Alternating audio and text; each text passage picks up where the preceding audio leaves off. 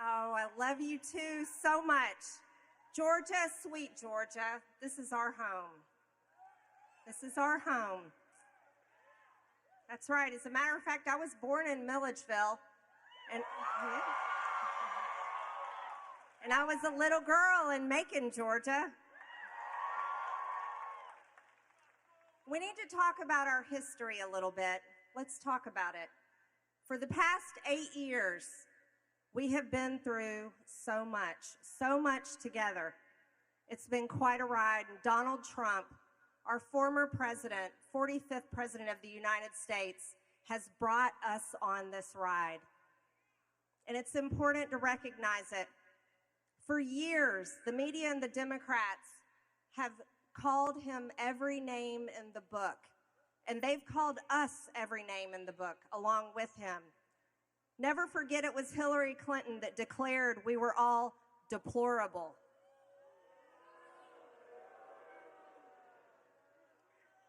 And then they moved forward and they called us Nazis, and Kamala Harris called us Nazis. She called these rallies Nazis. Now, as the media and the Democrats have tried to tell America who Donald Trump is, we know exactly who he is because he was our president for 4 years. You can't lie to us. You can't lie. And you want to know what else you can't lie about? You can't lie to us about who Kamala Harris is either. We know exactly who she is. So we have 2 candidates, and let's talk about the past 4 years that we have been through. Never forget it was the Democrats that shut this country down during COVID. Never forget it was the Democrats who hurt people's speech, free speech. They took it away. They shut down churches. They shut down beaches. They shut down playgrounds. They kept schools closed. If you're someone in this audience tonight and it's your first time voting, you lost prom, you lost your graduation, you probably lost your part-time job, your sports and your activities were shut down, and that happened through Democrats, and it should have never happened. But moving forward, let's talk about what they did with full Democrat control in Washington, D.C., under Joe Biden, under Kamala Harris, under Democrats controlling Washington.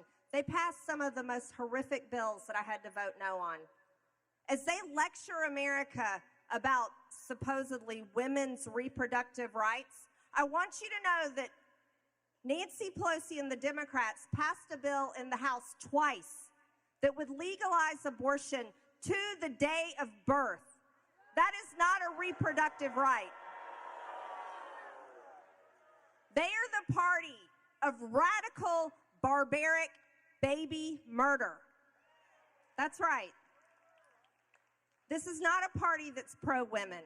This is a party that celebrates and promotes men pretending to be women coming into our bathrooms and our daughters' sports.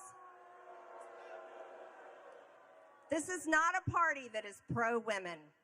As a matter of fact, this is a party that is destructive for women.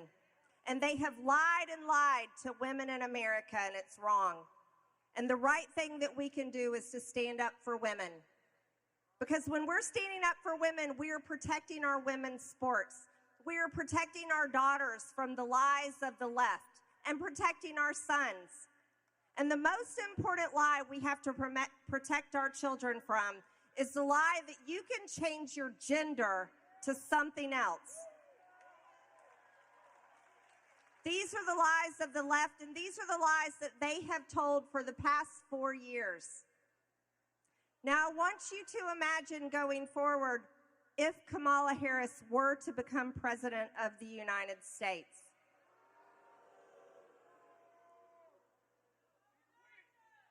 We would go forward in an America where you can better bet that trans men will become a permanent fixture in women's sports. We will go forward in an America under Kamala Harris's Department of Education where they would brainwash children to believe they can change their gender in every school in America.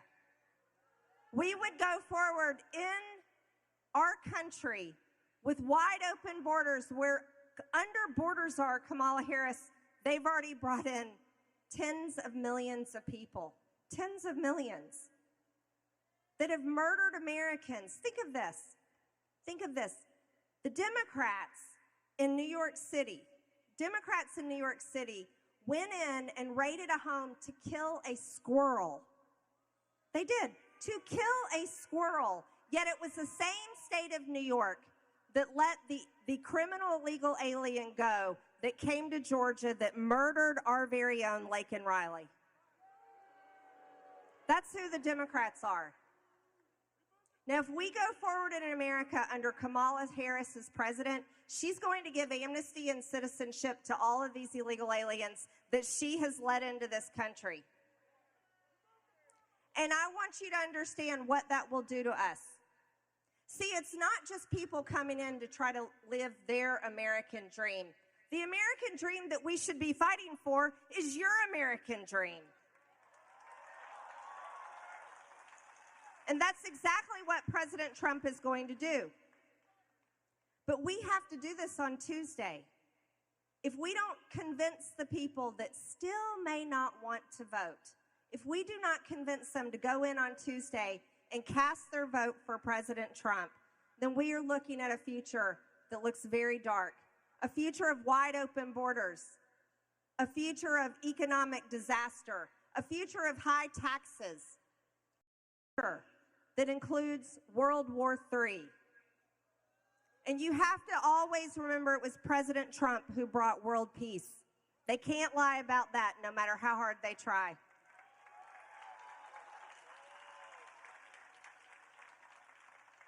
Now, my fellow Georgians and friends and family who are here today, we have been on this MAGA train for a long time, since 2016. And here we are, we're seeing it come to an end, and I know many of you in the audience tonight feel emotional about that, just as I do.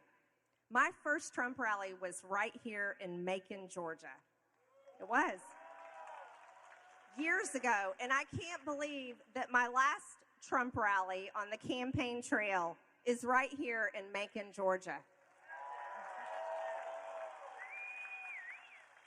But here is the message that you all need to understand. This is not the end. It's not the end. You see, President Trump is the father of our movement. He's the founding father of Make America Great Again. He's the founding father of America First policies that have turned the entire country and the world's focus back to how we should be governing. And we have a responsibility, at least my generation of politicians do, and so do many of my colleagues. You see, along with President Trump, when we elect him on Tuesday and put him back in the White House, right? We have a great responsibility to pick up this mantle along with him and carry it forward. This may be the last Trump rally in Georgia of this campaign cycle, but this is not the end of the MAGA movement.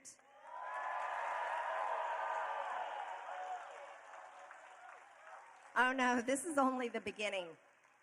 And that's exactly what the Democrats and the media that hate us need to understand. We aren't going anywhere. We are not going anywhere.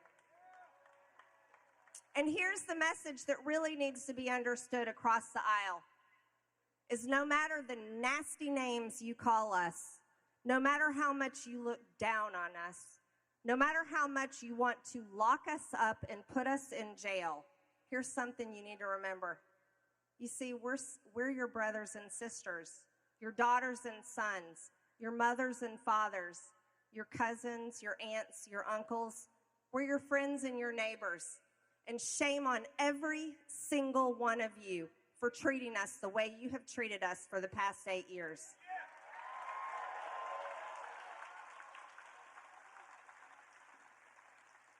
We are not garbage. We are not Nazis. We are not fascist. And we are not deplorable.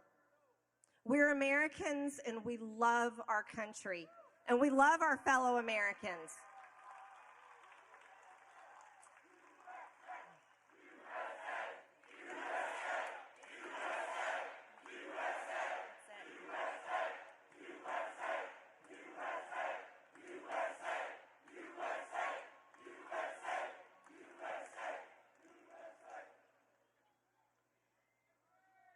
And we want the Democrats, the left, the media, and those that have been against us for all these years, we want them to understand something.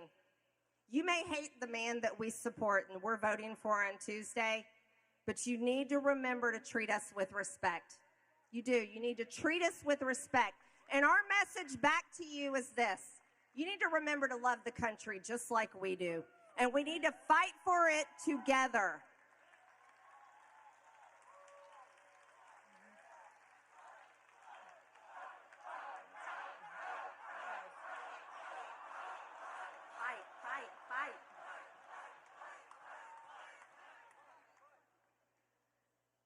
You see, it wasn't too long ago. It was just a few months ago. Think about that. July 13th, President Trump was shot in the face in Butler, Pennsylvania. That should have never happened. He was impeached twice. That should have never happened. They've investigated him, they've indicted him, and they arrested him and locked him up in Fulton County. None of these things should have happened. No, none of them should have happened. And there's other things that shouldn't have happened to Americans. January 6, 2021 was not an insurrection.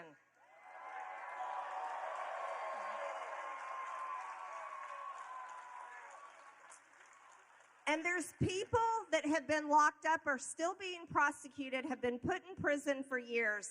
And the way our federal government has treated them is some of the worst things I've ever seen in my lifetime. They never did this to the violent BLM and Antifa protesters, did they? Rioters. No, they didn't. It's a hypocrisy that should never be forgotten. So as you go to the polls on Tuesday, I want you to carry this with you. Your government should never become tyrannical and lock you down, force you to take a vaccine, muzzle you with a mask. Your government should never become tyrannical to take away your rights and your freedoms. Your government should never become tyrannical to lock up people because they protested an election, because the elections belong to the American people.